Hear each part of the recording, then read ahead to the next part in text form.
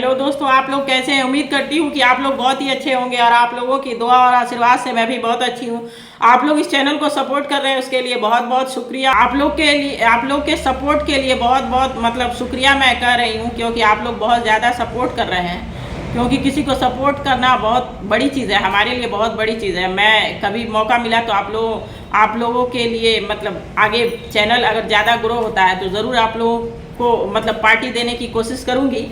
अभी मैं फिर से बीजेपी के बारे में ही बात कर रही हूँ, क्योंकि बीजेपी को इस बार कई जगह बीजेपी के नेता प्रचार करने जा रहे हैं तो उनको काफ़ी विरोध का सामना करना पड़ रहा है। हरियाणा और पंजाब में बीजेपी का इतना ज़्यादा विरोध हो रहा है कि वहाँ कोई भी बीजेपी का प्रचारक जा रहा है तो किसान उन्हें अंदर ही आने नहीं दे रहे हैं।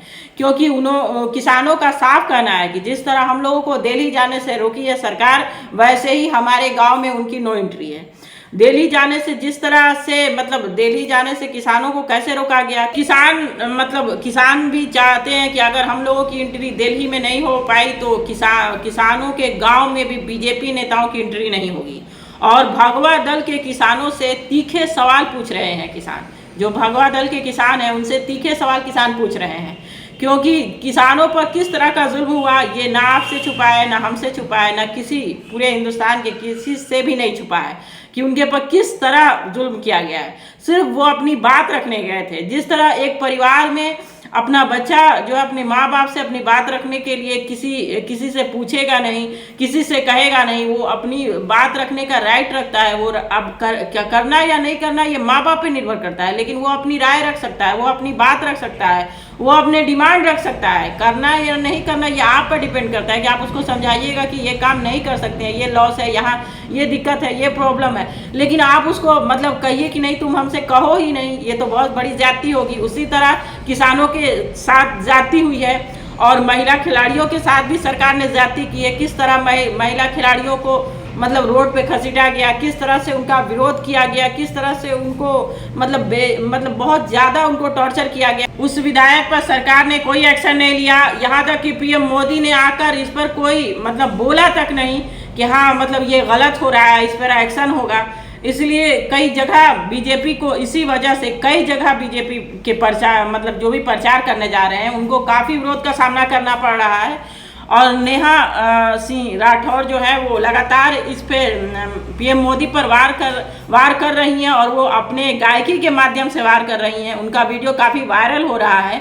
इसलिए हम लोग बीजेपी का विरोध करने का कारण क्या है, क्योंकि सरकार अपनी बात नहीं रखने देती है और सरकार से हम कोई क्वेश्चन नहीं पूछ सकते हैं। किसी मुद्दे पर अगर हम बोलते हैं तो लगातार देख रहे हैं आप लोग, केजरीवाल को भी सलाखों के पीछे उनको भेज दिया गया है। जो भी बोलने की कोशिश कर रहा है उस पर ईडी और सीबीआई के लगा दिया जा रहा है। किसी तरह डराने और धमकाने की कोशिश की जा रही है और सिर्फ जनता को राम मंदिर पर या किसी भी ऐसे मुद्दे पर भटकाने की कोशिश की जा रही है।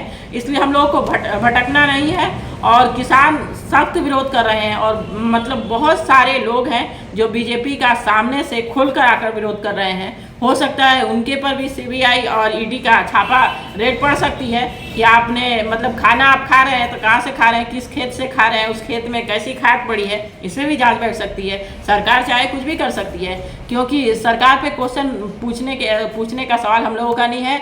आज तक पीएम मोदी ने कोई इंटरव्यू नहीं दिया है। इस पर जो है गोदी मीडिया कोई क्वेश्चन नहीं करेगी, क्योंकि उनको इतने ऐशो आराम दिए जा रहे हैं ऊपर से कि वहाँ से बोला गया है कि जो क्वेश्चन जो बातें हम बोलेंगे वही दिखाना है चैनल पे, वही बातें जनता को दिखाना है, अपने पास से कोई क्वेश्चन नहीं करना है। तो पहले से पूरा स्क्रिप्ट लिखी आती है, वही काम वही जनता को दिखाया जाता है। इसलिए ऐसे चैनलों से आप लोग बाज आए, जो चैनल अच्छे हैं उन्हीं को देखें आप, और आप किसी चैनल को भी देखें। ये नहीं कह रही हूँ कि मैं ही सब 100% सही हूँ। किसी भी चैनल को देखिए हर जगह अच्छाई बुराई दोनों होती है। तो आप लोगों को समझना होगा कि कौन सा चैनल या कौन सी पार्टी हमारे लिए कितना अच्छा कर रही है। अगर 10 पॉइंट है उसमें से 6 या 7 पॉइंट भी सरकार हमारे लिए अच्छा कर रही है तो 2 पॉइंट पे उतना वर्क नहीं कर पा रही है तो चल सकता है। लेकिन अगर 10 पॉइंट है उसमें से 2 पॉइंट भी नहीं कर पा रही है तो वैसी सरकार चुनने से हमें कोई फ़ायदा नहीं है। और 5 किलो, बार बार मैं कह रही हूँ कि 5 किलो चावल और 5 किलो गेहूँ से काम नहीं चलेगा, क्योंकि खाना बनाने के लिए गैस की हमें ज़रूरत है, तो गैस के दाम कम होंगे तभी खाना बनाया जा सकता है। सिर्फ चावल उबाल कर नहीं खाया जा सकता है, सिर्फ गेहूँ उठाकर पीस कर रोटी बनाकर नहीं खाया जा सकता है, सिर्फ एक दिन खाना नहीं खाना है, 5 साल हमें खाना खाना है, तो उसके लिए तेल मसाले की भी ज़रूरत होगी, उसके लिए गैस की भी ज़रूरत होगी। तो वैसी सरकार चुने जिससे हमें राहत हो, ना कि फ्री में 5 किलो मिले, अनाज ऐसे दामों पर मिले कि ताकि हम खरीद सकें। और किसानों के साथ बहुत ज़्यादा ज्यादती हुई है, तो उन लोगों को भी ध्यान में रखें, क्योंकि हर आदमी मैं भी किसान परिवार से आती हूँ, इसलिए मैं किसान का सपोर्ट करती हूँ। क्योंकि रोटी जो है ये गूगल से नहीं आएगी। हम लोगों को मतलब हमारे परिवार से अगर किसान भी नहीं भी है, तो जो भी हमारे घर में अनाज आता है वो किसान के ही उससे आता है। अगर किसान पूरा हड़ताल पर आ जाए तो हम लोग एक दाना नहीं खा सकते हैं, ये सोचना होगा। इसलिए सारे मुद्दों को ध्यान में रखकर वोट करना है हमें। और हरियाणा पंजाब में काफ़ी विरोध का सामना बीजेपी को करना पड़ रहा है। अब आगे देखते हैं रणनीति क्या होती है बीजेपी की।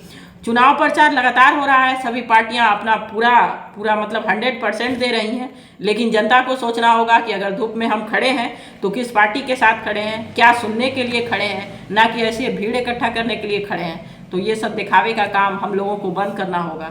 और हम लोगों को संविधान भी बचाना है, क्योंकि संविधान में कई बदलाव हो सकता है, बीजेपी की सरकार बने तो मतलब किया जा सकता है। जबकि पीएम मोदी कह रहे हैं कि अगर खुद भीमराव अंबेडकर भी आकर अगर चाहेंगे कि संविधान के कोई भी रूल को बदलने की कोशिश करेंगे तो नहीं बदल सकेंगे, लेकिन ऐसा नहीं है।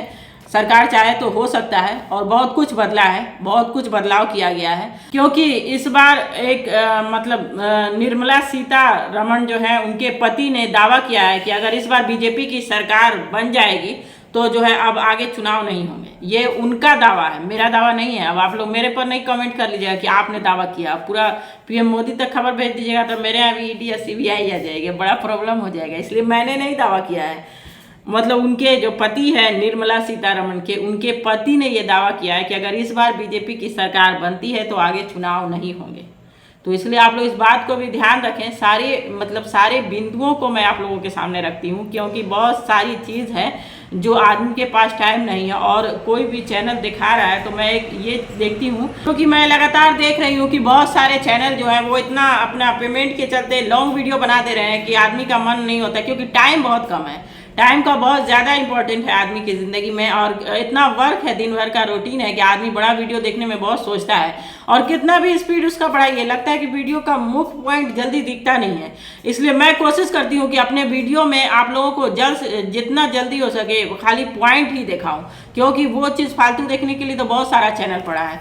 इसलिए और एक ही बात को कई बार दोहराते हैं वो चैनल वाले लोग, तो वैसा नहीं है। मैं पॉइंट गिनाने की कोशिश करती हूँ, तो आप लोग मतलब इस चैनल को सपोर्ट करें। और मैं आगे बहुत सारा, अभी तो चुनाव है इसलिए चुनाव पे मैं ज़्यादा बना रही हूँ, लेकिन आगे हेल्थ को लेकर बहुत सारा वीडियो आएगा, और बहुत सारी मेडिसिन और बहुत सारा एक्सरसाइज, बहुत सारे मैटर पे होगा, मेरी बातें होगी आप लोगों से। लेकिन अभी चुनाव पे इसलिए बना रही हूँ क्योंकि बहुत सारा चैनल जो बढ़ा चढ़ा कर बोल रहा है, बता रहा है, तो मैं सोच रही हूँ कि आप लोगों के सामने बहुत अच्छे से और बहुत सही मुद्दों को और सही टाइम से रखूँ, ताकि आप लोगों को कोई भी परेशानी ना हो। अगर आपको चैनल पसंद आ रहा है और आपको वीडियो पसंद आ रहा है तो आप सब्सक्राइब करें, लाइक करें, और आप लोग हमें सपोर्ट करें और आगे शेयर करें। धन्यवाद।